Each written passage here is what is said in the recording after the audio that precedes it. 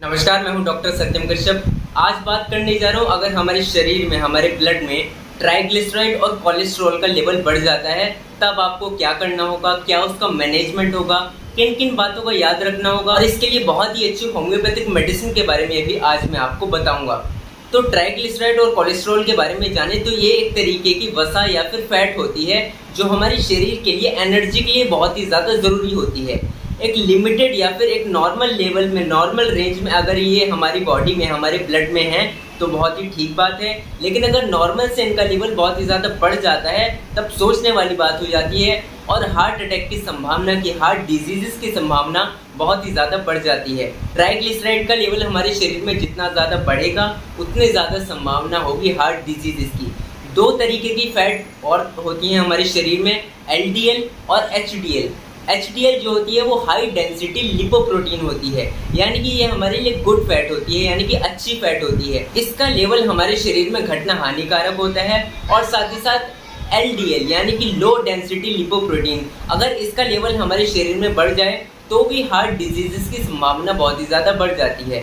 होता क्या है, ट्राइग्लिसराइड जो होते हैं, साथ ही साथ कोलेस्ट्रॉल जो होते हैं, नॉर्मल से अगर और ज़्यादा बढ़ जाते हैं तो ये हमारी जो ब्लड वेसल्स हैं, यानी कि रक्त वाहिनियाँ हैं जो ब्लड लेकर जाती हैं एक जगह से दूसरी जगह पर हमारी बॉडी में, तो ये उसकी दीवारों में जाकर जमा हो जाती है कोलेस्ट्रॉल, और वहाँ पर ब्लड का फ्लो आगे की तरफ नहीं हो पाता है, जिसको मेडिकल भाषा में एथेरोस्क्लेरोसिस की कंडीशन बोलते हैं, आगे जाकर जो हार्ट अटैक कॉज कर सकती है। अब जाने की किन किन वजहों से जो ट्राइग्लिसराइड का लेवल है हमारे शरीर में बढ़ जाता है। 5 बातें आपको बताऊंगा, इनको ध्यान से जरूर सुनिएगा। ये 5 कारण हैं और इन चीज़ों का आपको याद भी रखना है अगर नॉर्मल आपको ट्राइग्लिसराइड या फिर कोलेस्ट्रॉल का लेवल अपने शरीर में रखना है। पहली चीज़ जो ट्राइग्लिसराइड या फिर कोलेस्ट्रॉल को बढ़ाती है वो है हैवी मील्स लेना, ऐसी डाइट लेना जिसमें कि ऑयल की मात्रा बहुत ज़्यादा होती है, फैटी चीज़ों का सेवन बहुत ही ज़्यादा करना, घी से बनी चीज़ें, तेल से बनी चीज़ें या फिर डेयरी प्रोडक्ट्स का बहुत ज़्यादा सेवन करना, मक्खन का सेवन बहुत ज़्यादा करना। तो ये सारी चीज़ें हमारे शरीर में फैट सेल्स को बढ़ा देती हैं, जिसकी वजह से ट्राइग्लिसराइड और जो कोलेस्ट्रॉल है उसका लेवल हमारे शरीर में बढ़ जाता है। दूसरा कारण जो है ट्राइग्लिसराइड और इसका कोलेस्ट्रॉल का लेवल हमारे शरीर में बढ़ने का वो है ओबेसिटी, यानी कि अगर किसी का वजन बहुत ही ज़्यादा बढ़ा हुआ है तो उसमें भी संभावना है कि इनके लेवल्स जो हैं हाई मिलेंगे।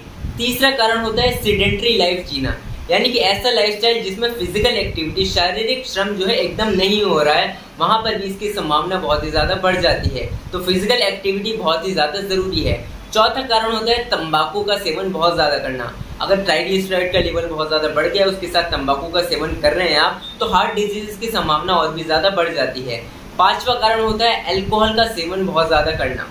जो लोग अल्कोहल का सेवन रेगुलर बेसिस पर करते हैं उनका ट्राइग्लिसराइड और कोलेस्ट्रॉल का जो लेवल है शरीर में बहुत ज़्यादा बढ़ जाता है, फैट सेल्स बहुत ज़्यादा बढ़ जाती हैं, लीवर फैटी लीवर हो जाता है, यानी कि अल्कोहलिक फैटी लीवर डिजीज़ एक बीमारी होती है, ये भी उनको हो जाती है, फैट सेल्स लीवर में बहुत ज़्यादा बढ़ जाती हैं। तो ये 5 कारण मैंने आपको बताए, इन सब चीज़ों का आपको याद रखना है। अब कैसे आपको पता चलेगा कि जो ट्राइग्लिसराइड है, कोलेस्ट्रॉल है, फैट सेल्स हैं, उनकी मात्रा जो है आपके शरीर में बढ़ गई है? तो फिजिशियन जो है वो आपको रिकमेंड करेंगे लिपिड प्रोफाइल कराने को। ये एक तरीके का ब्लड का टेस्ट होता है, इसमें ब्लड लिया जाता है और सीरम से वहाँ पर टेस्ट किया जाता है, जिसमें पता चलेगा इनकी नॉर्मल वैल्यूज़ का। ट्राइग्लिसराइड की जो नॉर्मल वैल्यू होती है 25 से लेकर 200 mg/dl तक। 200 mg/dl जो होती है वो बॉर्डर लाइन होती है, इससे आगे बहुत ज़्यादा हानिकारक है इसका बढ़ना। साथ ही साथ कोलेस्ट्रॉल की जो नॉर्मल वैल्यू है वो है 0 से लेकर 200 mg/dl की। इसी तरीके से VLDL, HDL, LDL की नॉर्मल वैल्यूज़ होती हैं और इनका आपस में रेशियो भी होता है जो कि लिपिड प्रोफाइल से पता चलता है। ये टेस्ट बहुत ही ज़्यादा इंपॉर्टेंट होता है इसलिए क्योंकि ये जो वैल्यूज़ हैं ट्राइग्लिसराइड, कोलेस्ट्रॉल की, ये बढ़ी हुई पेशेंट में होती हैं और उसी को पता नहीं होता है। किसी भी तरीके का लक्षण इसमें देखने को नहीं मिलता है, ये नेगेटिव पॉइंट है इसका। बाकी सारी डिजीज़ में लक्षणों के आधार पर आपको पता चल जाता है कि ये बीमारी पेशेंट को हो रही है। लेकिन जब इनकी वैल्यूज़ बढ़ती हैं, फैट सेल्स की हमारे शरीर में वैल्यूज़ जो नॉर्मल से ऊपर बढ़ती हैं, तो किसी भी तरीके का लक्षण बहुत से केसेस में नहीं देखने को मिलता है और पेशेंट जो है लिपिड प्रोफाइल उसकी जो है एबनॉर्मल हुई होती है। अब कुछ बातों को आपको याद रखना है अगर आपकी लिपिड प्रोफाइल या फिर कोलेस्ट्रॉल का लेवल बहुत ज़्यादा बढ़ा हुआ है। पहली बात आपको याद रखनी है कि ऑयली चीज़ों का सेवन एकदम कट ऑफ कर देना है अपनी डाइट से। इन चीज़ों का सेवन, घी हो गया, तेल हो गया, इनकी मात्रा एकदम कम कर देनी है या फिर बंद कर देनी है। उबली हुई सब्जियों का सेवन आपको करना है, साथ ही साथ मीठे का सेवन भी आपको कम करना है या फिर बंद कर देना है। दूसरा, आपको रेगुलरली एक्सरसाइज, कोई ना कोई एक्सरसाइज कम से कम 5 दिन हफ्ते में ज़रूर करनी है, जिसकी वजह से अगर किसी का वजन बढ़ा हुआ है तो वजन कम करने में ही बहुत ज़्यादा हेल्पफुल वो साबित होगी, और फैट सेल्स को बर्न करने में एक्सरसाइज बहुत ही ज़्यादा हेल्पफुल होती है। अगर तंबाकू का सेवन आप कर रहे हैं, स्मोकिंग कर रहे हैं बहुत ज़्यादा, इसको बंद करना होगा। अल्कोहल का सेवन कर रहे हैं तो इसको भी आपको बंद करना होगा। अगर आपका वजन बढ़ा हुआ है, वजन कम करने के चक्कर में आप अपने मील्स को स्किप कर रहे हैं, यानी कि खाना खाना छोड़ रहे हैं, तो ऐसा आपको नहीं करना है।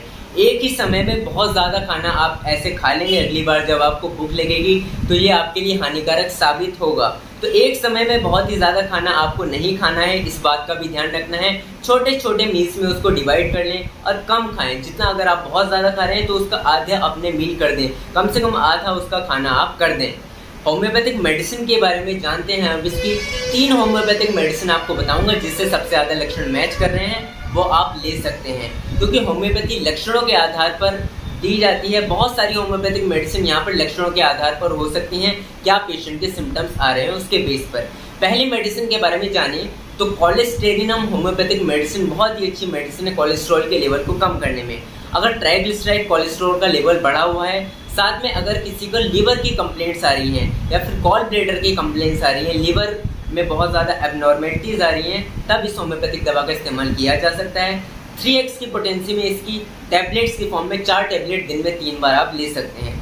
दूसरी होम्योपैथिक मेडिसिन के बारे में जाने तो वो है फेल्टोरी होम्योपैथिक मेडिसिन। फेल्टोरी होम्योपैथिक मेडिसिन के बारे में जाने तो इसका भी लिवर पर सेंटर ऑफ एक्शन है। ट्राइग्लिसराइड कोलेस्ट्रॉल किसी का बढ़ गया है, साथ में लिवर कंप्लेंट अगर किसी के है, लिवर बहुत ज़्यादा स्लगिश है, एबनॉर्मल है, लिवर से फैट को रिमूव करने के लिए भी, यानी एल्कोहलिक फैटी लिवर जो डिजीज़ होती है उसमें भी बहुत ज़्यादा हेल्पफुल है फेल्टोरी होम्योपैथिक मेडिसिन।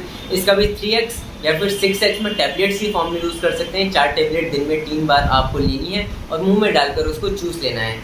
तीसरी बहुत ही अच्छी होम्योपैथिक मेडिसिन है हाई कोलेस्ट्रॉल में नक्स फॉर्म का होम्योपैथिक मेडिसिन। अगर किसी का कोलेस्ट्रॉल लेवल बहुत ज़्यादा बढ़ गया है, फूड एब्यूज़ किसी को हो गई है और उसकी वजह से इंडाइजेशन हो गया है, खाने का पाचन ठीक तरीके से नहीं हो रहा है, तब भी इसका इस्तेमाल कर सकता है। लिवर में टॉक्सिक सब्सटेंस बहुत ज़्यादा बन गए हैं, डिटॉक्सिफिकेशन करने के लिए लिवर का नक्स फॉर्म का होम्योपैथिक मेडिसिन का यूज़ किया जा सकता है। 30 पोटेंसी में इसका आप सेवन कर सकते हैं। सुबह, दोपहर और शाम में 2 बूंद इसकी जीभ पर ली जा सकती है।